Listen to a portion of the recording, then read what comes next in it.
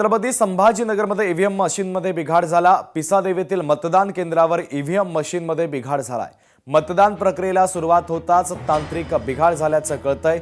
छत्रपती संभाजीनगर जिल्ह्यातील पिसादेव येथे मतदान केंद्रावरील ईव्हीएम मशीनमध्ये बिघाड झाल्याचं कळतंय। मतदानाच्या प्रक्रियेला सुरुवात होताच तांत्रिक बिघाड झाल्याचं आता समोर आलेलं आहे।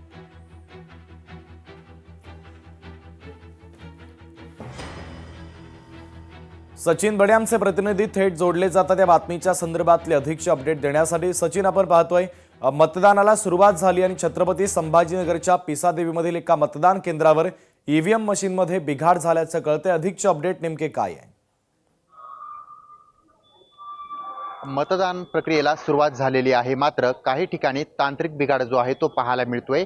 कारण मशीनमध्ये तांत्रिक बिघाड आल्याच्या नंतर मतदान करत असताना काही अडथळे निर्माण होतात। तर अशा वेळेला प्रशासनानं तातडीनं मतदान प्रक्रियेला अडथळा निर्माण होऊ नये यासाठी तातडीनं पावलं उचललेली आहेत आणि पुन्हा त्या ठिकाणचं मतदान सुरुवात झालेलं आहे। व्यवस्थित मतदान प्रक्रिया जी आहे ती पार पडतीये। बऱ्याच ठिकाणी जे मशीन्स आहेत त्या मशीन्समध्ये बिघाड झाल्याचे प्रकार जे होते ते देखील समोर आलेले आहेत आणि ह्या घटना समोर आल्याच्या नंतर कुठल्याही प्रकारचा अडथळा निर्माण होऊ नये, जे मतदानासाठी आलेले आहेत त्यांचं मतदान सुरळीत व्हावं यासाठी प्रशासनानं देखील तातडीनं पावलं उचलायला सुरुवात केलेली आहे। मात्र मशीन बिघडल्याचं देखील छत्रपती संभाजीनगरमध्ये समोर आलेलं आहे। शुभम, अगदी सचिन, अत्यंत महत्त्वाचे अपडेट या बातमीच्या संदर्भातले पोहोचवलेले आहेत। तुर्तास धन्यवाद।